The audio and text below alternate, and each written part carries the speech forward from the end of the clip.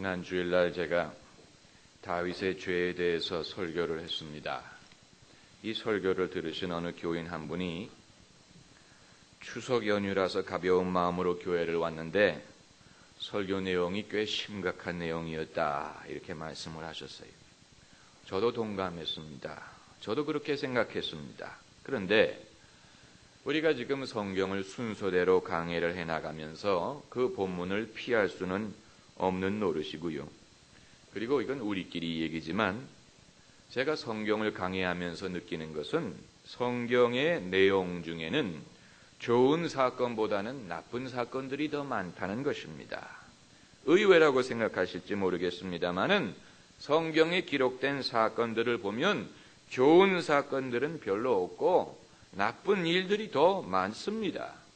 다윗의 삶을 보더라도 그렇습니다. 그가 골리앗과 싸워서 이긴 일, 이건 아주 신나는 일입니다. 그러나 이런 신나는 일보다는 다윗의 삶 속에는 쫓겨다니는 일, 고생하는 일, 또 고난당하는 일, 슬퍼하는 일, 이런 일들이 훨씬 더 많습니다. 오죽하면 제가 주일 예배 때 성경 봉독하기 전에 기록된 하나님의 말씀을 봉독할 때 하나님께서 우리에게 주시는 기쁜 소식을 듣게 되시기를 바랍니다, 이렇게 말하기가 민망할 때가 있어요. 왜냐하면 본문 자체는 별로 기쁜 소식처럼 들리지 않으니까. 그러나 성경 본문 자체는 슬픈 일이라고 하더라도 그럼에도 그것은 하나님의 말씀입니다. 할렐루야. 그럼에도 하나님의 말씀입니다. 그렇기 때문에 그 내용 자체는 안타까운 일이라고 하더라도 그 속에 복음이 있고 그 속에 소망이 있고 그 속에 생명이 있다는 사실을 우리가 잊어서는 안 됩니다. 사람의 말은 그렇지가 않잖아요. 사람의 말은 슬픈 말이면 슬픈 말에서 끝나고 나쁜 말이면 나쁜 말에서 끝나지만 하나님 말씀은 나쁜 말 같지만 그 속에 소망이 있고 생명이 있고 진리가 있습니다. 여기에서 우리는 성경 말씀은 과연 하나님의 살아있는 말씀이라는 사실을 깨달을 수가 있는 것입니다. 그리고 성경에는 애석한 일, 고난스러운 사건들이 있더라도 결국은 이게 중요합니다. 종국에는 하나님의 뜻이 이루어지고 믿음의 사람이 승리하게 되어 있습니다. 우리가 소설을 읽을 때 어떻게 이 소설이 끝나는가가 궁금하죠. 그럴 때는 어떻게 합니까? 맨 마지막 페이지를, 이거는 커닝하는 거죠. 맨 마지막 페이지를 가서 주인공이 죽지 않고 사는구나. 그리고 이 두 사람이 결혼하는구나. 이걸 알고 다시 돌아와서 읽으면 지금 줄거리 내용에는 여러 가지 어려움이 많더라도 안심하고 읽을 수가 있습니다. 마찬가지로 성경의 마지막을 가보세요.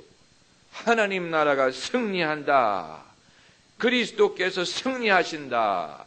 하나님의 거룩한 뜻이 이루어진다. 이렇게 되어 있습니다. 해피엔딩으로 끝납니다. 그런데 문제는 우리의 삶은 아직 마지막 페이지를 쓰지 않았습니다. 그렇기 때문에 우리의 삶이 장차 어떻게 끝나게 될지는 모르는 겁니다. 소설책처럼 마지막 페이지가 있어서 볼 수 있으면 좋겠는데, 그러나 우리의 삶은 아직 진행 중이기 때문에 장차 내가 경험하고 있는 모든 일들, 나의 시련들, 나의 의문들, 이런 것이 어떻게 끝나게 될지는 알 수가 없습니다. 그렇기 때문에 믿음이 필요합니다. 믿음은 무엇입니까? 믿음은 바라는 것의 실상이요 눈에 보이지 않는 것의 증거다. 그래서 우리가 우리의 눈으로 장래에 어떤 일이 일어날지는 볼 수가 없지만 믿음으로 하나님은 당신을 사랑하는 자, 곧 그 뜻대로 부르심을 받은 자에게는 모든 것이 합력하여 선을 이루게 하신다. 이걸 믿는 것이 믿음의 능력입니다. 그렇기 때문에 믿음이 있는 사람은 지금은 고난이 있고 시련이 있고 비록 실패가 있었을지라도 결국은 잘 될 것이다. 결국은 해피엔딩이 될 것이다. 라는 것을 믿을 수가 있는 것입니다. 여러분, 이것이 믿음의 능력입니다. 어느 젊은이가 학창시절에 선생님의 질문을 기억했습니다. 선생님이 뭐라고 질문했냐면, 만일 우리나라가 일제 36년 식민지를 경험하지 않았더라면 지금 우리나라의 모습은 어떻게 달라졌을까? 이런 질문을 했습니다. 그 당시에는 이 젊은이가 역사를 말하는데 만일이라는 게 무슨 소용이 있을까 하고 그 질문을 외면해 버렸는데, 그러나 살다 보니까 만일이란 말이 결코 무의미한 말이 아니라는 것을 알게 됐어요. 이 젊은이가 대학생 때 사귀던 사람이 있었습니다. 아주 좋아했습니다. 결혼할 줄 알았는데 애석하게도 이 관계가 깨져버리고 말았습니다. 그때는 속이 많이 상했어요. 슬펐습니다. 그런데 시간이 지나고 지금에 와서 생각을 해보니까 만일 이 관계가 깨어지지 않고 우리가 결혼을 했더라면 그 사람도 불행하고 나도 불행하게 되었을 것이다. 이렇게 생각이 들더라는 거예요. 그래서 그리스도인으로서 그때 그 관계가 깨어진 것이 당시에는 슬픈 일이었지만 오히려 잘된 일이다 하고 지금은 감사할 수 있게 되었다. 그런 말을 들은 적이 있습니다. 여러분, 평소에는요, 하나님이 침묵을 지키십니다. 은밀한 곳에 계시고 은밀한 곳에서 우리를 지켜보고 계십니다. 그런데 평소에 침묵을 지키시는 하나님이 언제 말문을 여시느냐? 첫째는 우리가 기도할 때 말문을 여십니다. 둘째는 우리가 성경을 볼 때 말문을 여십니다. 셋째는 우리가 막다른 골목에 이르렀을 때 하나님께서 우리에게 말씀하십니다. 넷째는 예수 믿는 사람이 죄를 지을 때 하나님께서 말씀하십니다. 그런데 이 네 번째 방법은 하나님의 반응을 유도하는 방법으로는 바람직하지 않아요. 한번 죄를 지어보세요. 하나님이 뭐라고 말씀하시는지 분명히 뭔가 하나님의 반응이 나올 겁니다. 요나의 경우를 보면 니느웨로 가라 하나님이 명하셨는데 불순종하고 다시스로 가는 배를 탔더니 풍랑이 일어났어요. 요나는 알았어요. 이 풍랑이 나 때문에 일어났다. 이건 하나님의 손길이다. 다른 사람들은 왜 풍랑이 일어났는지 모르지만 요나는 알았어요. 이것이 나의 연고인 줄 아노라. 그랬죠. 다윗의 경우를 생각해 봅시다. 다윗의 경우에는 범죄를 하고 났더니 하나님이 나단 선지자를 다윗에게 보내서 간접적으로 말씀하십니다. 단도직입적으로 다윗의 이름을 거론하지 않아요. 남의 이야기처럼 말합니다. 임금이여 어느 성에 두 사람이 살고 있었는데 하나는 부자고 하나는 가난하고 부자는 양과 염소가 많은데 가난한 사람은 양 한 마리밖에 없어서 애지중지하면서 딸처럼 키웁니다. 그런데 부자에게 손님이 찾아왔더니 이 사람이 자기의 양과 염소를 아끼기 위하여 가난한 자의 양을 빼앗아다가 그것을 잡아서 손님에게 대접했나이다. 이 말을 듣고요, 다윗이 화를 내면서 여호와의 사심으로 맹세하노니 이 일을 행한 자는 마땅히 죽을지라. 다윗은 지금 나단이 하는 말이 남의 얘기인 줄 알았어. 근데 이게 남의 얘기가 아니었어요. 자기 얘기를 하고 있었어. 그걸 몰랐어. 여러분, 우리 중에도요, 설교를 들을 때 호미형으로 듣는 사람들이 있어. 호미형은 뭐냐? 이건 우리 시어머니들을 하는 얘기. 이건 우리 남편 들으라는 얘기, 이건 우리 아들 들으라는 얘기고, 설교 들으면서 옆 사람 쿡쿡 찌르는 사람은 호미형, 이거 당신 들으라는 얘기라고. 그게 아니에요. 남의 얘기가 아니고 나에게 주시는 말씀으로 들어야 됩니다. 신문에 보도되는 스캔들을 보세요. 우리 사회의 비리가 그것뿐이라고 생각하십니까? 신문에 보도되지 않는 숨겨져 있는 잘못이 얼마나 많겠습니까? 그러니까 신문에 나오는 일들은 빙산의 일각일 뿐입니다. 그렇기 때문에 우리가 신문을 보면서 어이구 저런 나쁜 사람이 있나, 어이구 이런 나쁜 사람이 있나, 남의 얘기처럼 볼 것이 아니요 마음이 찔려야 됩니다. 거울로 삼아야 돼요. 나도 걸릴 수가 있는 거구나. 그래야 됩니다. 오늘 본문 7절에 나단이 다윗에게 하지 않습니까? 당신이 그 사람이다. You are that man. 그랬어요. 아마 다윗이 심장이 멈췄을 겁니다. 그 순간에. 제 친구가 한 번은 회개한 경험을 말해주는데요.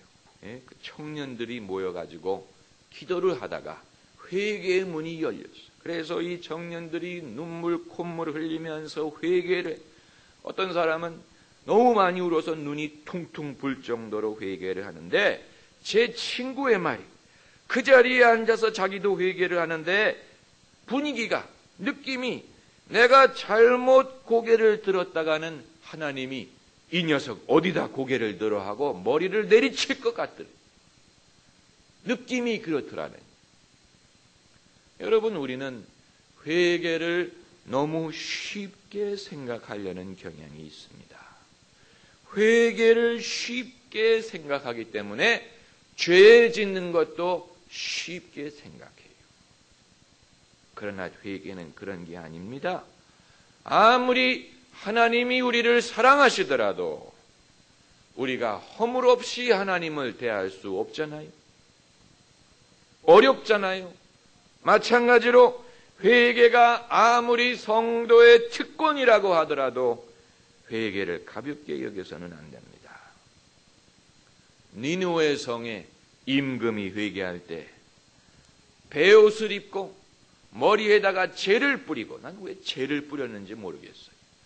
어디 가서 재를 구합니까? 연탄도 없는데. 그러나 그 당시에는 티끌을 머리에다가 뿌리고 금식하면서 회개를 했는데, 니느웨 성의 임금만이 금식한 게 아니고 모든 백성들이 금식하고 짐승들마저도 금식하게 만들었어요.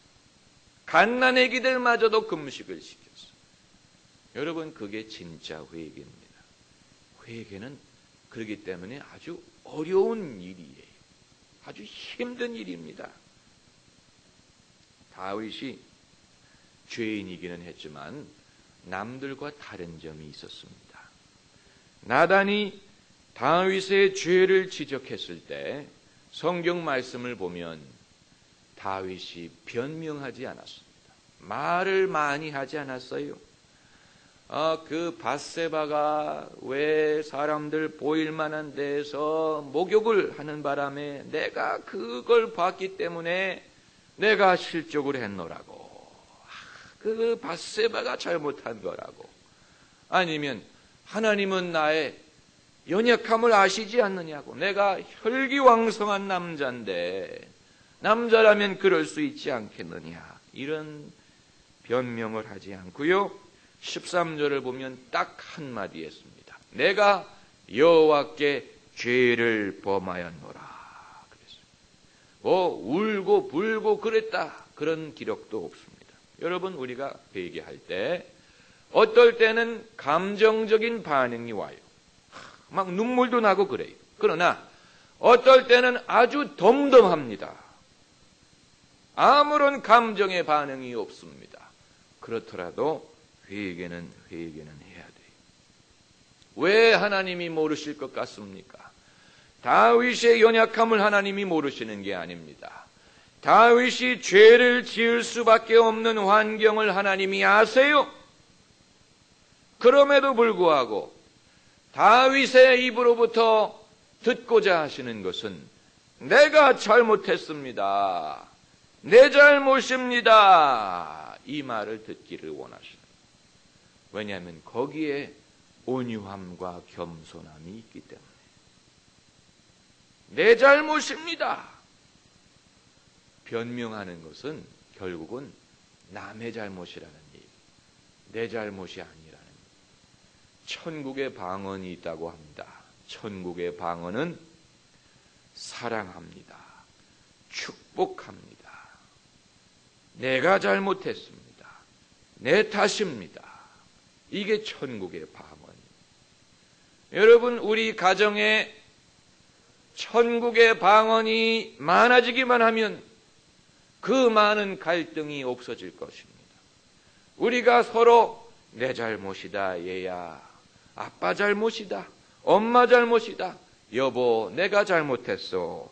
이런 말을 하는 법을 배울 수만 있으면 우리 가정에 많은 상처와 많은 갈등이 자연스럽게 없어질 텐데 그 말을 하려고 하지 않기 때문에 몇 년이 지나도 문제가 해결되지 않고 그대로 남아있는 것입니다.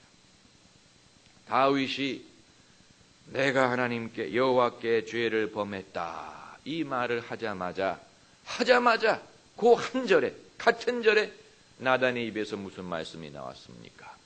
여호와께서도 당신의 죄를 사하셨나니 당신이 죽지 아니하리라. 여러분, 하나님의 용서는 즉시 임하는 것입니다. 할렐루야. 즉시 임하는 것. 우리가 회개를 하고 울고 불고 오랫동안 고행을 하고 그래야 하나님이 용서하시는 것이 아니고 우리에게 참된 회개가 있으면 그 즉시 하나님의 용서가 우리에게 임합니다. 하나님이 우리를 구원하시는 것도 마찬가지. 우리가 예수 그리스도를 우리의 구주로 믿으면 그 순간 즉시 하나님이 우리를 구원하십니다. 오래 기다릴 필요가 없어요. 심는 대로 거둔다는 말이 있죠. 심는 대로 거둔다. 성경에도 있는 말씀입니다. 갈라디아서 6장 7절에 사람이 무엇으로 심든지 그대로 거두리라 그랬습니다. 여러분, 이 원리를 복음으로 이해해서는 안 됩니다. 아주 중요한 원리. 이 원리가 복음이 아닙니다. 복음은 우리가 심는 대로 거둔다는 뜻이 아닙니다. 만약에 우리가 정말로 심는 대로 거둔다고 생각을 해보세요. 얼마나 끔찍합니까? 우리가 얼마나 많은 죄를 심고 미움을 심고 혈기를 심는데 심는 대로 거두어봐요. 그거야말로 절망적일 것입니다. 복음은 우리가 죄와 부정적인 것을 많이 심었음에도 불구하고 예수께서 우리를 위하여 당신의 생명을 심어주셨기 때문에 우리가 심지 않은 선한 열매를 거두게 하신다는 것이 복음의 내용입니다. 할렐루야. 그게 복음이에요. 예수께서 우리를 위하여 심어주신 것이 있기 때문에 내가 수고하지 않았지만 그 선한 열매를 거둘 수 있다. 여기에 소망이 있는 것입니다. 요한복음 4장 38절에 내가 너희로 노력하지 않은 것을 거두러 보내었도다. 그러셨어요. 이제 하나님은 다윗을 심판하십니다. 그러나 다윗이 행한 대로 심판하지는 않았어요. 나단이 남의 얘기처럼 다윗에게 말할 때 다윗이 그게 자기 얘기인 줄 모르고 뭐라고 말했습니까? 화를 내면서 그 일을 행한 자는 마땅히 죽으리라 그랬어요. 그러나 하나님은 다윗을 죽이지 않았어요. 여기에서 우리는 무엇을 보느냐? 하나님의 심판은 우리의 심판보다도 너그럽다는 사실. 하나님의 생각은 우리의 생각보다도 너그럽습니다. 여기에서 하나님의 절제된 심판을 봅니다. 화를 내실 수 있습니다. 그러나 당신의 화를 절제하십니다. 하나님은 공의로우신 분입니다. 그러나 동시에 사랑과 긍휼이 풍성하신 분이, 여기에 우리의 소망이 있고 여기에 기쁜 소식을 발견할 수가 있는 것입니다. 기도하십시다.